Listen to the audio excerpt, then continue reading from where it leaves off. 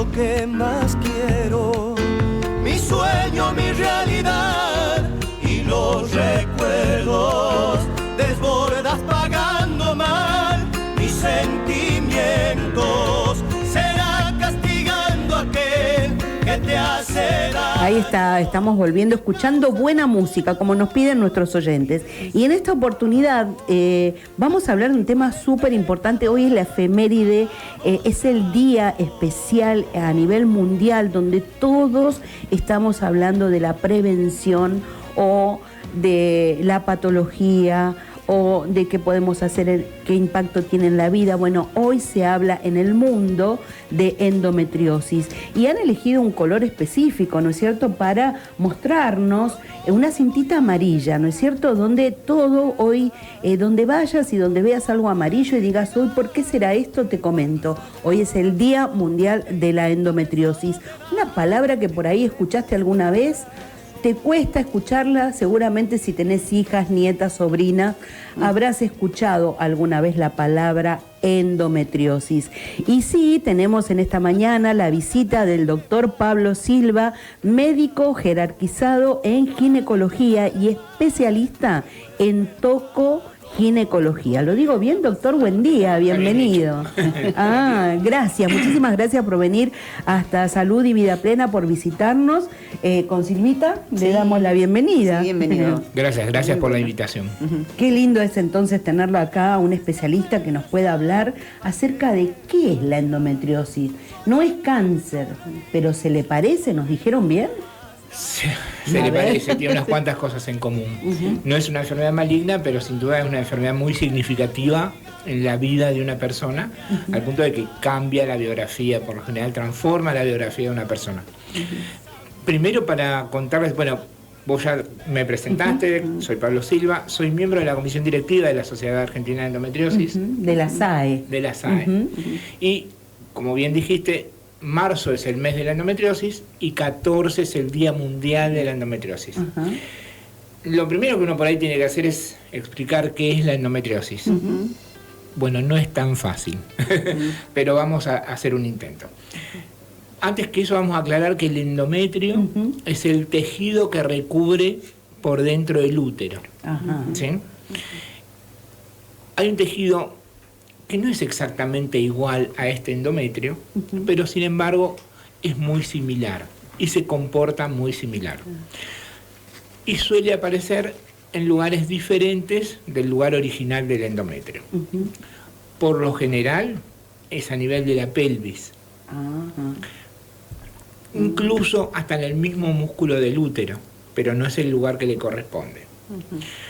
Este tejido suele dar, cuando aparece, distintos síntomas.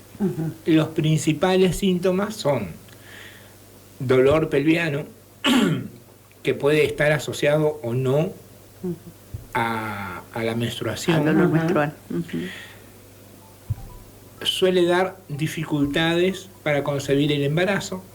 No lo llamamos infertilidad, lo llamamos subfertilidad, porque es dificultad. No quiere decir que no lo vaya a lograr, quiere decir que a veces puede costar más.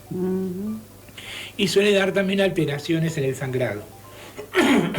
Estas alteraciones pueden ser, por lo general, sangrado excesivo, en un momento determinado o a través del tiempo. Muchos días, menstruaciones que duran mucho. Entonces a esto vamos a llamarlo endometriosis. Los síntomas, estos son los más característicos, pueden dar muchos otros síntomas. Por ejemplo, durante la menstruación suelen aparecer a veces cefaleas, dolores de cabeza muy importantes, pueden aparecer náuseas o incluso vómitos, mareos, desmayos. Es bastante común escuchar a las mujeres contar sus síntomas y a veces uno decir, pero esto te pasa a vos, tiene que ver con la endometriosis, claro. Tiene que ver con la menstruación de verdad.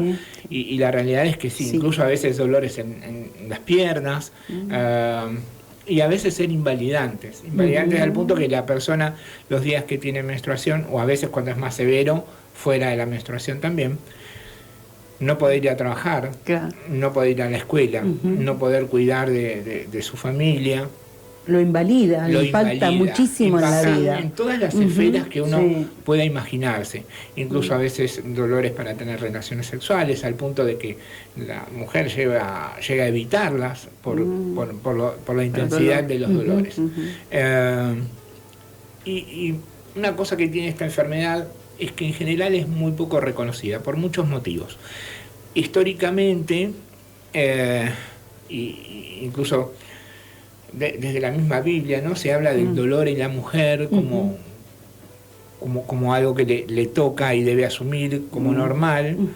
Y con esa construcción de cultura se vive y se entiende que tiene que ser así.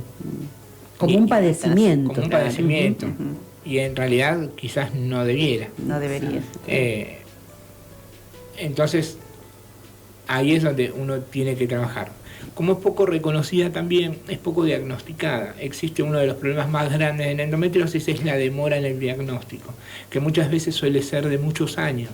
Mayormente yo lo que le cuento mi testimonio de mi hija, Sí. ¿no? Mi hija estuvo, ella sí, así de adolescente, sufría muchísimo, así como usted dice, es verdad, a veces no podía ni a la escuela porque decía, mamá, me duele mucho, le poníamos la bolsita de agua caliente. Exacto.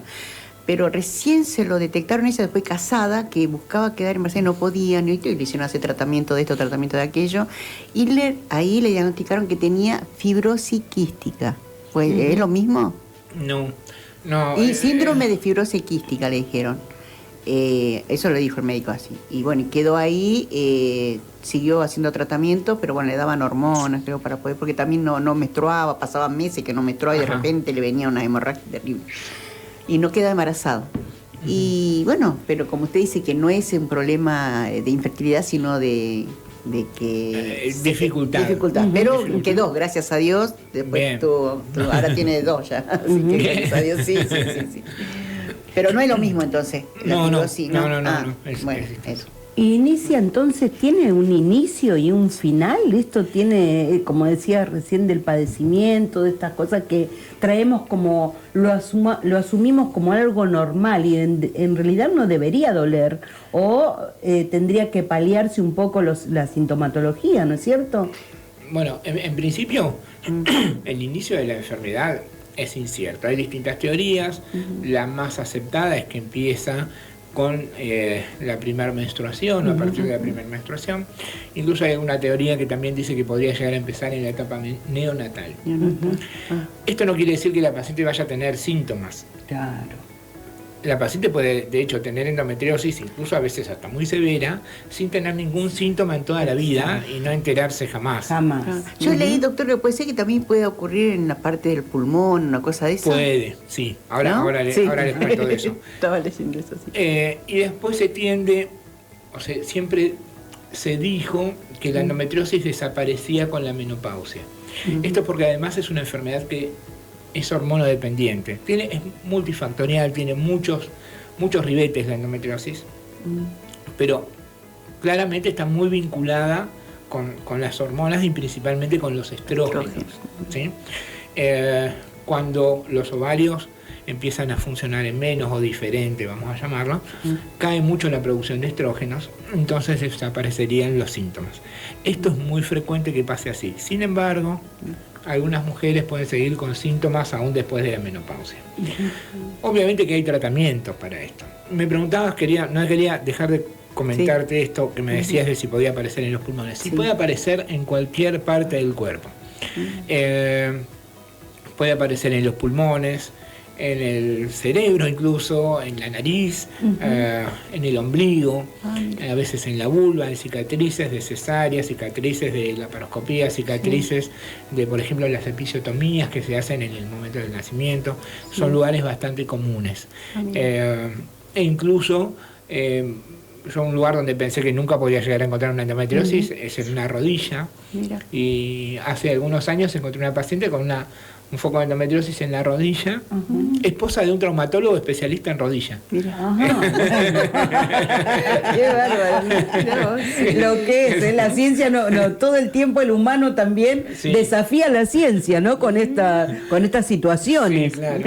Bueno, finalmente inició tratamiento y pudo manejar muy bien sus síntomas. En la nariz también, les decía, es muy frecuente. Hay mujeres que dicen, me sangra la nariz cuando menstruo. Característico. No se ve todos los días, pero pasa. Sí. Lo que tiene de bueno es que existen tratamientos, sobre todo, además en los últimos años, mejoró muchísimo las posibilidades terapéuticas, que además siempre son multidisciplinarias. Esto lo comento porque a veces se cree que por ahí con una pastilla y nada más esto se soluciona y se maneja. A veces se necesitan de muchas cosas, pero sin duda es muy importante todo lo que tiene que ver con la dieta, dietas sanas, específicas, que se las llama también antiinflamatorias, etcétera, que mejora mucho la calidad de vida de la paciente, la actividad física, incluso kinesiología, y además de las medicaciones, y en algunos casos puede ser necesaria la cirugía. Claro. Sí. O sea que, bueno, hoy por hoy, como decía Silvita fuera de aire, no es que no se conocía, sino que no se diagnosticaba. La endometriosis está desde siempre. Lo que pasa que el diagnóstico, como decía recién en palabras anteriores, se escondía. Era difícil de poder mostrar el diagnóstico porque es como la enfermedad poco frecuente, ¿no es cierto? Estaría tan visibilizado. No estaría tan visibilizado. ¿Hubo avances en la ciencia? Es cierto que aumentaron los números de casos de endometriosis, y esto tiene que ver un poco con cómo ha cambiado también la maternidad. Viste que se tendió a postergar la maternidad hasta edades más avanzadas. Porque 30 y pico en adelante ahora las chicas no quieren saber nada. Bueno, eso trajo como resultado un poco también el aumento de la endometriosis. Claro. Recordemos que es una enfermedad muy ligada a las hormonas. Y antes, como muchas veces las mujeres eran mamás bastante más jovencitas, solía cambiar el metabolismo hormonal y eso hacía que fuese menos frecuente. ¿Sí? Esa es una hipótesis, ¿no? Sí. Claro. Bien. Esta postergación de la maternidad llevó probablemente a que hayan muchos más casos de endometriosis.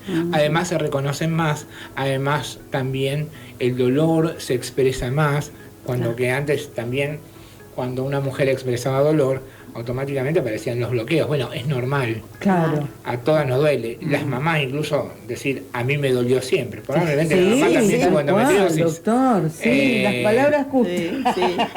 Y además otra cuestión muy propia de nuestra cultura patriarcal es esto de no querés ir a trabajar, no querés ir a la escuela, no querés, entonces lleva a la mujer también a que, aunque le doliese, no te aguantás el dolor. No te aguantás el dolor. Qué poca no te aguantás, o sea, vos cualquier dolorcito a todas las mujeres nos duelen, pero bueno, ¿no? Y entonces era un analgésico, alguna cosita, como decía Silvita, una bolsita de agua caliente, todo, y se sigue sin la consulta realmente al médico, y lo importante que es el diagnóstico a tiempo, ¿no es cierto? El diagnóstico a tiempo, y además estos espacios de promover, de hacer conocer, etcétera, llevan a ponerle nombre a esos dolores o a esas dificultades, a poder consultar y a poder buscar la respuesta adecuada.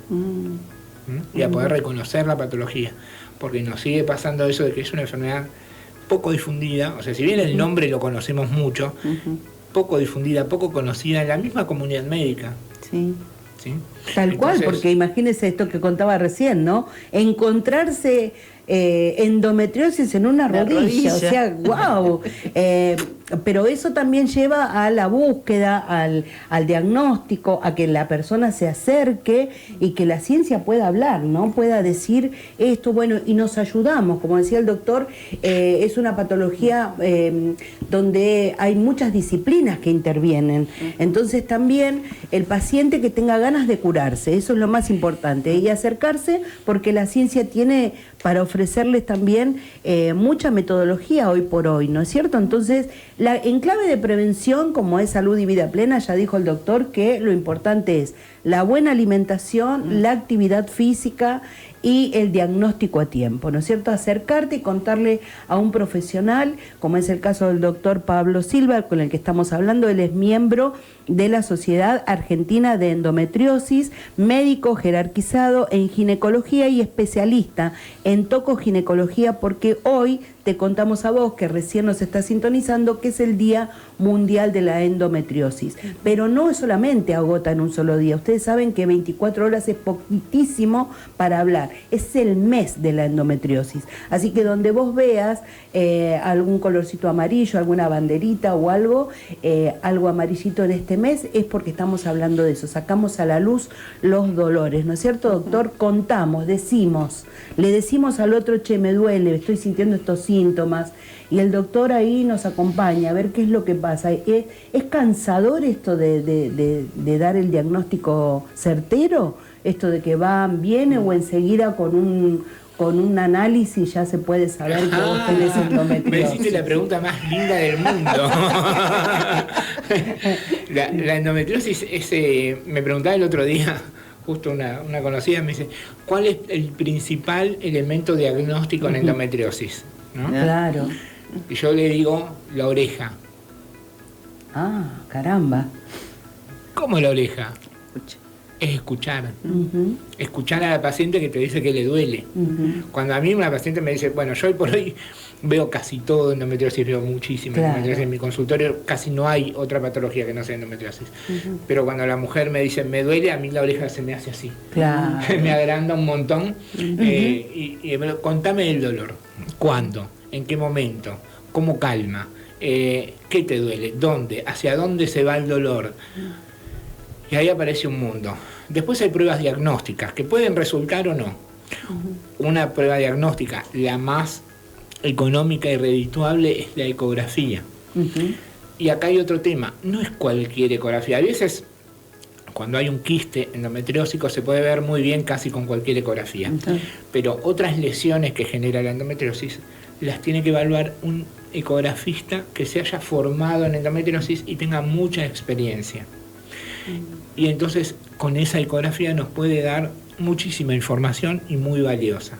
Uh-huh. El otro estudio que le sigue también en orden de importancia es la resonancia. La resonancia puede ver algunas cosas que no ve la ecografía y viceversa. La ecografía puede ver algunas cosas que no ve bien la resonancia. Uh-huh. Lo que tiene por ahí es que es un estudio mucho más costoso y que, igual que la ecografía, tiene que estar informado por un experto. Claro, tal cual. Para poder ver todas las lesiones que pueden aparecer.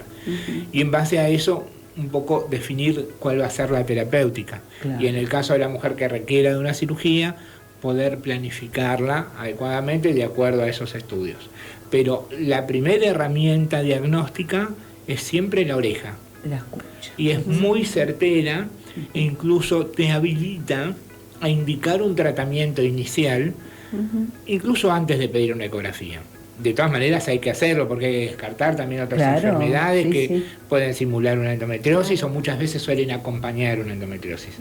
Pero la herramienta de la oreja es quizás la más importante porque es la que te va a acercar o la que te va a hacer ir a hacer otros estudios para poder definir mejor la enfermedad. Y qué mejor que el enfermo, ¿no? Cuando está contando, porque generalmente, como decía palabras anteriores, es una cosa que se traía como ya sabido o debido.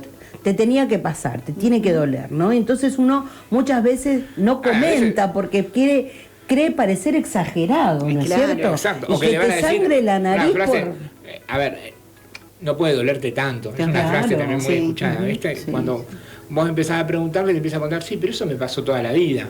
Claro. Y yo me hice ecografía, me hice 15 y nunca me salió nada.